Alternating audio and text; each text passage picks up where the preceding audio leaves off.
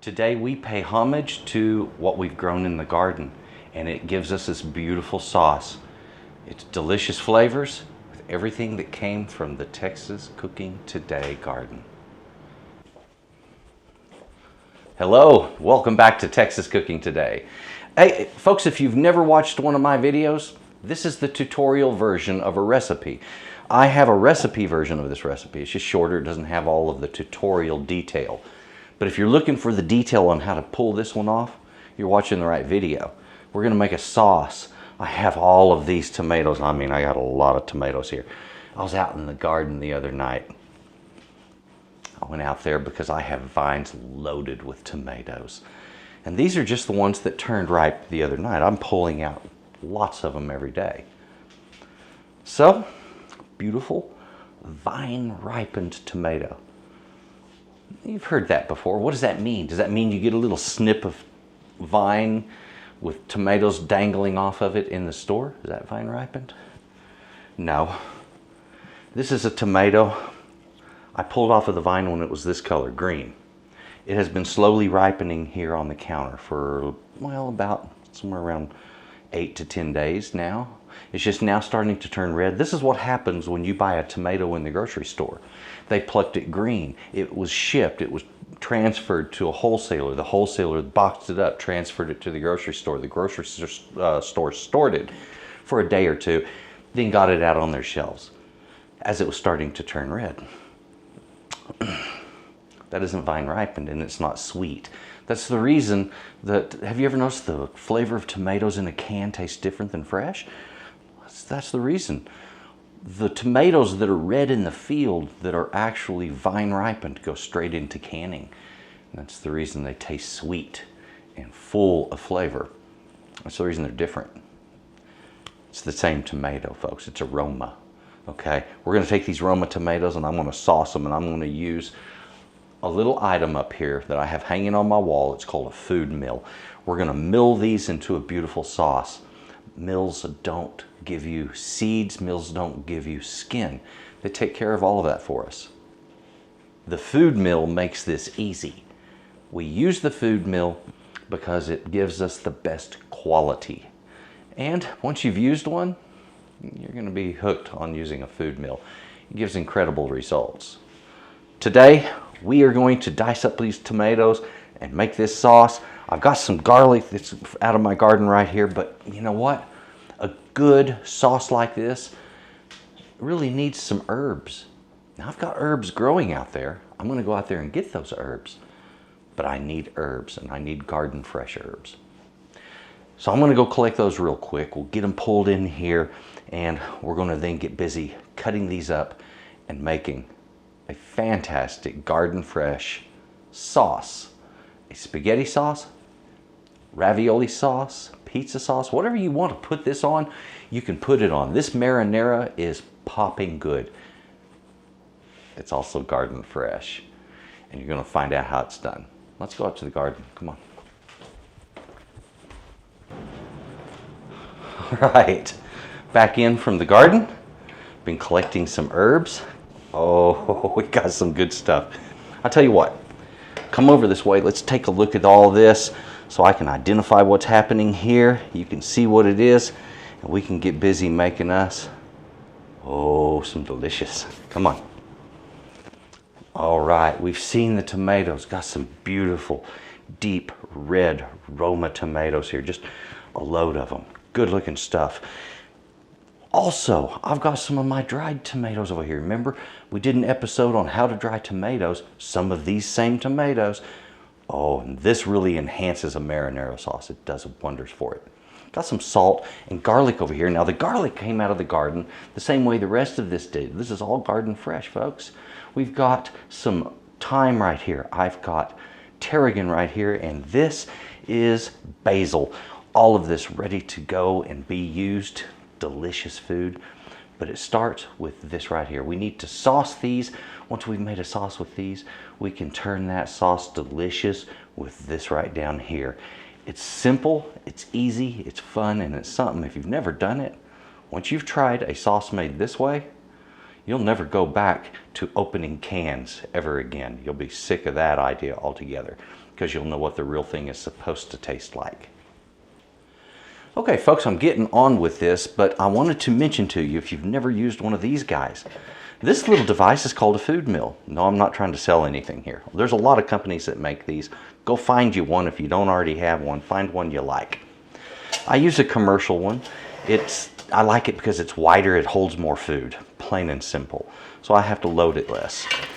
These things are easy to use. You put the sieve in the bottom, you put the paddle in the top, you rotate the paddle, and it pushes the food down through the sieve. Okay, easy enough. You have different sizes of sieves. For this, we want a smooth sauce, so I'm going to use this one, the real fine one. It's like a fine mesh screen. Those always go into these things in a way that it looks like it's backward. They're supposed to dome up, all right?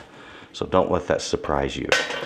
Put the peg in the bottom, hook your bail, and here's an important thing you want to remember. When you're first hooking one of these up, if you don't want to read the directions, make sure that the paddle's open side is towards you when you push down the spring on this, and that way it doesn't dent the sieve on the bottom, otherwise it can, okay? So you don't want that. There it is. It's in there. Now, this will hang onto a bowl. It'll also hang on pots. You can use them in a lot of different ways, okay? I'm going to put this on my pot, and I want to fill this bowl right here with the tomatoes I dice up. I really like the opportunity to show somebody or to show a group of people really neat kitchen items, and I think the food mill is possibly one of the coolest of all of those kitchen items that you can, consider. Now, if you'll notice what I'm doing with these tomatoes, nothing special. I'm just breaking them down a little bit so that when I put them in my food mill, they will mill easily, okay? If you notice, I'm not cleaning out seeds. I'm not removing skins. That's what the food mill does, all right? And that's the beauty of it. So we use a food mill. It gives us great results. And we don't have to worry about getting any parts of the tomato that we don't really want, okay?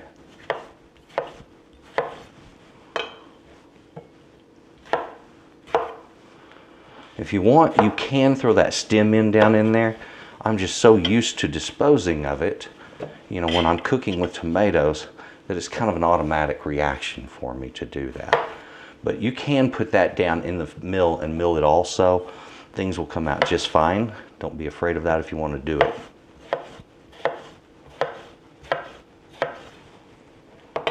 All right, so if you would, dice up your tomatoes. And we'll get on to the next step, which is milling. Something I want to mention to you when you're using a knife and you're doing stuff like this. Number one, the knife needs to be remarkably sharp. I'm cutting through very, very delicate, tender tomatoes, and I'm having no problems because my knife is sharp. All right. The next thing you want to remember is to hold the knife the right way. Okay, pinch the blade like this. First finger and the thumb. That way, the blade will never roll in your hand, and you always have really good control of it. Once you get used to holding a knife this way, you'll never go back. Keep the fingertips curled under so you don't cut them. And the knuckle above it, or that finger joint above it, becomes the guide to the side of the knife.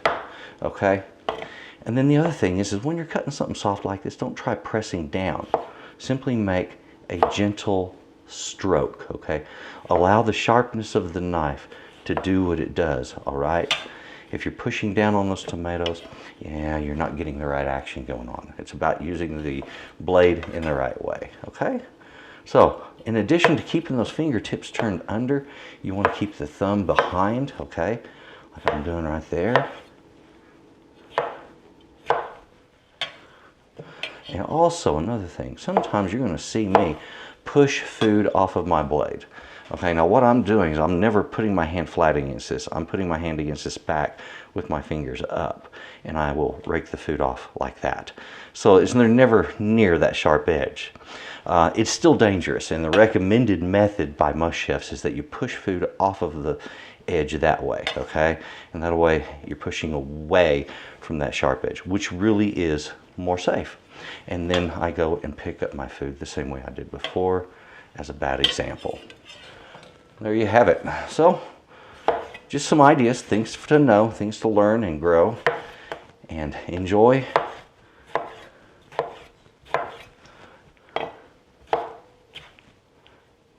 Yeah. See how those are squirting? Man, that's the stuff right there. So if you would, just go through your whole batch of tomatoes and we'll catch up as soon as we're done. We'll get on to that next step. I need to get these tomatoes that I've diced up milled. Now look, these are beautiful, beautiful tomatoes. Don't they look gorgeous? These came out the way I wanted to, and it feels like I got about 10 pounds in there. I mean, that's a lot of weight. Okay, so that's going to make a fairly good amount of sauce. It may be bigger, or excuse me, it may be more sauce than this will hold, but I'm not sure yet because, you know, when you go to milling things, something that looks large can kind of get condensed down. So, food mill. Now, food mill, if you've never used one of these, usually has something to hang on the edge, like there'll be feet or something. Mine has a set of 4 feet on this side that hang on the edge of a pot. So I can use this on big pots or small pots. Either way it works. The only thing you have to do when it comes to a food mill is put your food into the mill. That's what we're going to do here. If I can get it in there neatly without going everywhere with it. It's kind of full, isn't it? Now here's the blessing of a food mill. You could say, Chef, why don't you just put that in a blender and then run it through a sieve? Well, that's one way of doing it, yes.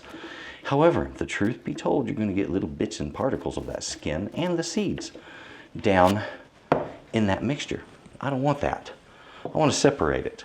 And I want to separate it in a good, clean way. And a mill is the best way I know of doing that. Now, I'll pull a mill up to my body to give it something to brace against. And even though it looks like I'm struggling to turn this, I'm really not. A food mill is easy to turn.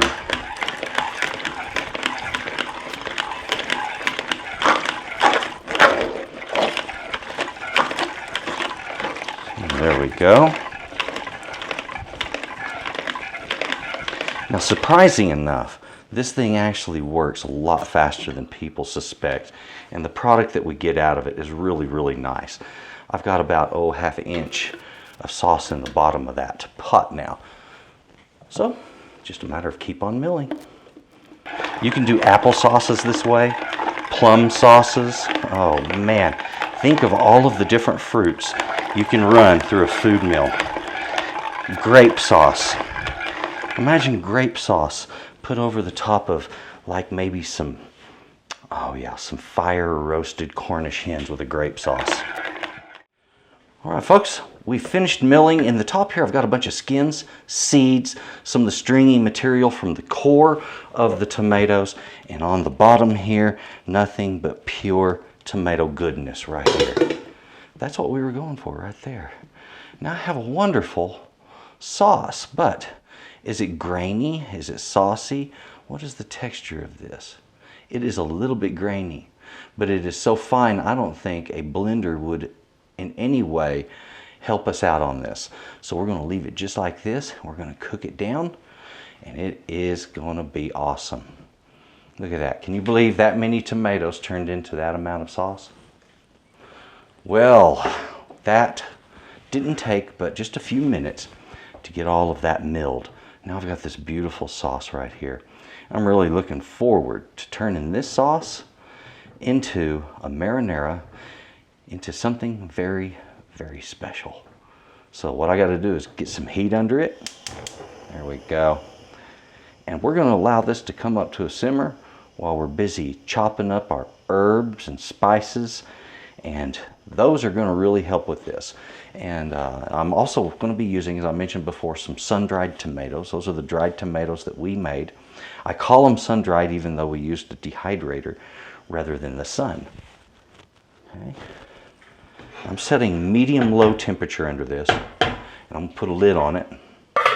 I'm going to cock it just a little bit, allow it to cook off some of the water, and it'll make that a little more condensed and rich. So the garlic cloves I've got here. Now, I've been looking forward. I've been using some of my garlic already. This is the garlic I pulled out of my garden that I actually planted. It was at the end of last year. And so this overwintered, and came up and did beautifully. And so now I've got this fantastic garlic, okay? And as I do with garlic, you know, and as I've shown you in the past, just flex the clove a little bit and that paper just comes right off, see there? And neat thing is if you also like to not have to do this every time you cook, you can do it to all of your garlic and then put your garlic inside of a plastic bag. Put that in the fridge. If you want, you can soak it in oil. Some people say that helps to keep it a little fresher. You know, I go through my garlic so fresh or so fast, I wouldn't know if it helped with freshness or not. When I'm working with garlic, I don't like the clove bobbing around the way it'll do when you're trying to cut it, okay? So I smash the cloves to get them under control, all right? That is fresh. Now you can of course use a garlic press. I have noticed though over the years that those things are kind of a pain to clean out. So I just abandoned using them altogether and stick with my knife, which, hey, does a magnificent job, right? So if you notice, I'm just rocking it.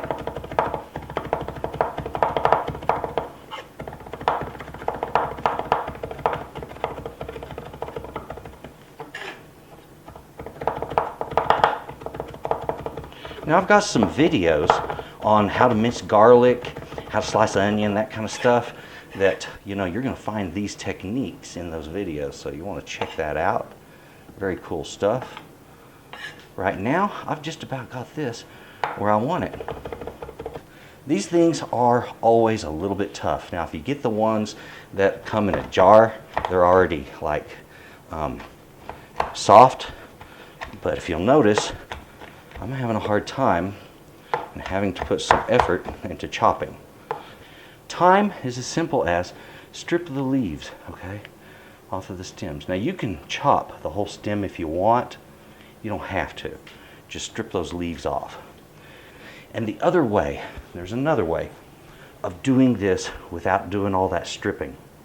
You can take your thyme, gather it together into a bundle, tie it with some string, and that string will hold that bundle together. You toss it down in the pot, and when you're done cooking, or you get the flavor of thyme that you want, you just pull it back out. Guess what? That's how we're doing our thyme today. So you've seen two ways of handling it. We'll break out that string in a moment. We have a similar situation right here. This stuff is a wonderful herb. This is called tarragon. Now tarragon is a French herb. This is what's used in béarnaise sauce. Gives it that wonderful herby flavor, okay? So tarragon, wonderful for that. So now we got some fresh basil here. Okay. Basil, very, very simple. When we're going to take a leaf like this, we want to just simply stack them. You can rough stack them. You don't have to be too neat about this, all right? Once you get them rough stacked, kind of roll them just like so. Now once you get them rolled, hold with your thumb behind, fingers curled under, pinch the blade, and we are gently going to work our way right back through. This is called a chiffonade, by the way. Very easy to do, and it gives you a very wonderful thin slice. I'll turn these. We're going to go through them again. Fine chop right there. Starts with that chiffonade. Now, again, we've got little leaves. Just gather them. Work your way through them. I have some string here. This was left over from when I was showing how to make a barbecue mop. Hey, if you want to know how to make one of those, take a look. It's a really cool thing. When you're going to be handling herbs and you're dealing with a lot of them, you don't want to deal with the chopping and all of that you've just seen. Well, I showed you the chopping so you could learn certain techniques. But I'm showing you this so, hey, you can learn certain techniques. The idea here is this is what the French, I think, refer to as a bouquet de garni. And this means that you tie up your herbs like this and throw them down in your pot. You have a longer string here because you want to be able to tie that sucker right off to the handle of the pot. That allows you to do it if you want to. You don't have to. And frankly, I've never had a hard time finding something that big in my pot, so I just throw it down in there, okay? This is starting to come up to a simmer. We see a lot more foaming on top, and what that is just pushing the air out of what we have down in there. Give it a little time, it'll get through that. I've got all our goodies right here, ready to go in the pot. So I'm gonna start with these. Those are our tomatoes. Those herbs, I'm gonna throw those down in there too. And my garlic, oh yes, get in there. All right, let's get our thyme and the rest of our herbs right into the pot there. Isn't that just delicious looking? And there's one last thing I'm going to add to this. I need something a little fresh and sparkling. Now I want to say this. This right here is perfect the way it is. I don't have to add anything else to it. I can leave it like this and simmer it, and you have a perfect marinade. What I'm about to do is simply because I like the flavor of that grape juice mixed in with the flavor of the tomatoes and all those herbs. I think that just works. So I generally add some wine. You do not want to put wine into a dish like this. That was about 3/4 of a cup I used. You don't want to put wine into a dish like this. It's a heavy wine, so don't use a dark red at all. If you're going to put wine in this, use white, or I went with a white Zinfandel. Okay, it's a really simple thing. Delicious. It's going to come out a little more fruity because of that, and it doesn't really need that because it's fine ripened tomatoes. But we're going to get great flavors. I need to give this guy some time to simmer and do what it does. After a little time to simmer, and we're going to taste it. When we get the right conditions and the right flavors, I'm going to call it good. And that may be an hour or 2 or possibly even 3. We'll find out as it cooks. Sometimes when you're cooking like this, you just make it happen, and you got to do what the item wants, what the sauce wants. So we don't get our choice always. This will be ready when it says so. Isn't the color of that beautiful? It's almost like a bold magenta. When I got started with this, it was just unbelievable. I've just turned off the heat, and I'm stirring this one last time. Oh, look at that. That is an absolutely beautiful marinara that I've produced here, and you're going to have a chance to produce yours. Folks, fabulous flavors. I've already tasted this. It's spot on. I did add a little salt to it. There was about a teaspoon of salt that was added. In addition, I needed to do something that stabilized it and helped it to, the water and the solids to not separate, to help it stay together. And that's what we call a thickener or a stabilizer. And I used, in this case, cornstarch. Now, I want to mention that when you're boiling your pasta, if you want to use some of the water from the pasta when you're finished cooking it, you can put that water in here, about a ladle's full. In other words, about 4 to 6 ounces of your pasta water will thicken the sauce wonderfully. And either way works. I used the leftover wine, mixed a tablespoon of cornstarch with that, and put that 1/4 of a cup of wine with that cornstarch in here, and it has come out beautiful. Do it your way, but that was the way I chose this time. Now this, I need something to get it out of here. There we go. Now look at these. We got beautiful chunks of tomato, and those chunks of tomato were directly from that wonderful, those wonderful, delicious tomatoes that we put in there that were dried. You remember those? Look at them now. They're plumped up again, and they're full and rich, and they've got a special new flavor to them because of the process they've been through. So, start with this. I need a little bit of pasta. Now, see how my pasta came apart? That's because I gently go over it with a little olive oil. It doesn't take a lot. No, the olive oil will not prevent sauce from sticking, all right? Just make sure you don't rinse your pasta. You don't need to. You need that starch that was left on the outside of it to do its job. Okay, so I need this right up in here. I think I need a little more than that. I want this to really be good hearty spaghetti. There we go. So now it's just a matter of tossing the two together. Yeah.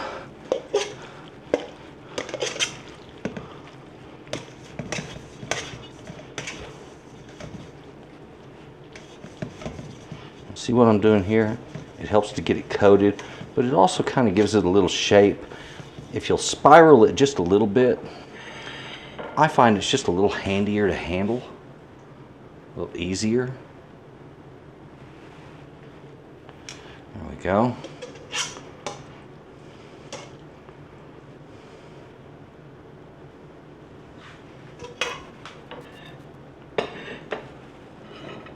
Get this down here where we're working. There we are.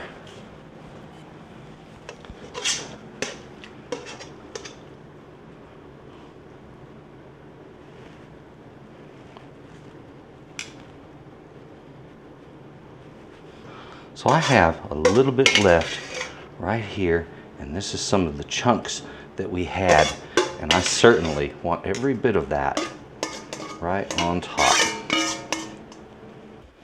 Now I want a really elegant arrangement on my plate. In other words, I don't want it looking sloppy or pushed out or messy. So I want, let's say, to bring a little order to the chaos. All right, so what do I have here? I've got some neat little treats. You know, I love artichoke hearts, and I thought, I think I would really enjoy doing artichoke hearts as part of my garnish on this beautiful dish. I've also got what we made the dish with. I've got some basil here. Isn't that beautiful? Everybody needs a little extra basil to enjoy life with, right? And then I have these big old tomatoes, these cherry tomatoes. And the neat thing is, these are grown right out there in the exact same garden with all of the rest of it. There we have it. That, we use the garnish as part of the ingredients of the dish, and we end up with something just a little more special. That's gorgeous. Yeah, it took a couple of hours to make. Big deal. If you want the best, you got to spend a little bit of time. No, seriously, spend a little time. It's worth it. Hey, got wonderful, wonderful food here. I got this sauce that is beautiful. It's stable. I don't have liquid running around on the plate. That's beautiful. And that's because we stabilized it.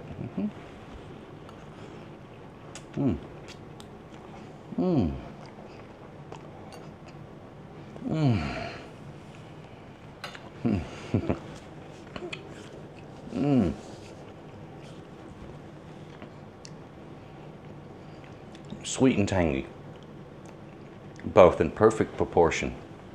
Rich, it's bold. Nothing overwhelms. We didn't use too much garlic or too many herbs. It's all perfect. Just flat delicious. Folks, definitely, if you get the opportunity to get some fresh tomatoes, definitely make this sauce. This is worth your time. Flat delicious. Got a gorgeous plate here with a beautiful garnish on it, and that is definitely worth enjoying. I'm going to be going to my dining table in a moment and just enjoying myself. Ladies and gentlemen, thank you very much for watching this. If you would, in the comments, drop something for me down there, write something for me. I do appreciate it. Give me a thumbs up if you liked this, and then look in that description box. My links are there. Texas Cooking Today has a lot of videos, but also there's a link there to my website where I have my PDF version of the recipes. Take a look at that. I'm sure you're going to enjoy that. Thank you very much for watching this. Stick around for a minute. I'm going to show you what one of those recipes looks like and why it's worth going to my website to get one. So hang on. I wanted to mention to you my recipes. Yes, I sell my recipes. Okay, look, some people, they give the recipes out for free and they charge for the tutorial. So I do it the opposite on YouTube. You get the tutorial for free, I charge for the recipe. I did a lot of work, a lot of writing, a lot of extra stuff that goes with this, okay? Come over a little closer. Let me show you one of these up close so you really realize what you're getting. And then also, I'm offering one for free. We'll take a quick look at that right now. Come here. This is what I'm talking about right here. When I fill out a recipe, when I write one, I always bullet point all of the ingredients, okay? A simple one or a complex one. I, in addition, number the instructions, and often I'll give pictures with it. Now, not all of them are this well done, but this is what I'm going for on every single one from here on out. All of my new recipes you're going to see done this way. And on the end of the recipe, there's always a place for notes for yourself, okay? Right now, go to my website. You're going to get this one right here for free, okay? Cinnamon rolls. Enjoy that cinnamon rolls recipe and take a look at the others I have. They're really worth your time.